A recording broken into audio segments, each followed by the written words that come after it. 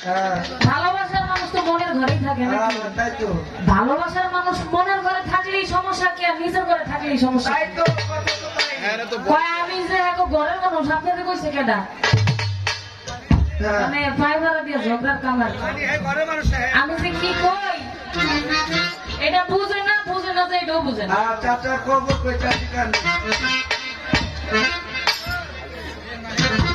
আগে বললাম আমার মানিকদান ভাই আমার এই সচিব ভাইয়ের বাড়িতে অনেকবার আসছে। আস্তে আস্তে একটা ভালোবাসার সৃষ্টি হয়ে গেছে। ভালোবাসার সৃষ্টি যেহেতু হয়ে গেছে, এটা ঘরের মানুষ না। আচ্ছা কোন এটার মধ্যে সে কি পাইলো? আমি যে ঘরের মানুষ, আপনাকে কিছু কেটা জান, আপনি ঘরের মানুষ না, আপনি বাইরের মানুষ।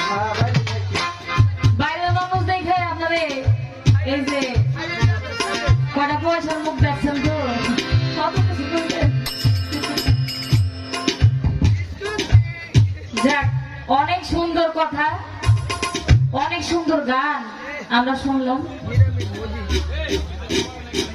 পালা থেকে একটা গান করেছিলাম, পলকে পলকে মনে পড়ে তোমাকে, তুমি যে আমার জীবন ও খাজা, কবে হবে দর্শন।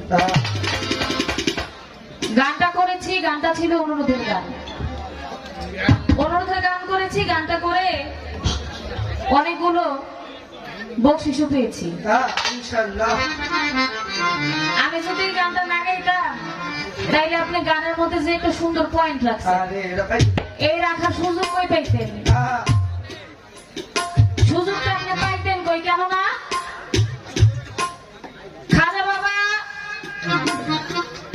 ভক্তের জন্য কাবা, খাজা বাবাকে একবার দেখার জন্য তার ভক্তরা আকুল হয়ে থাকে।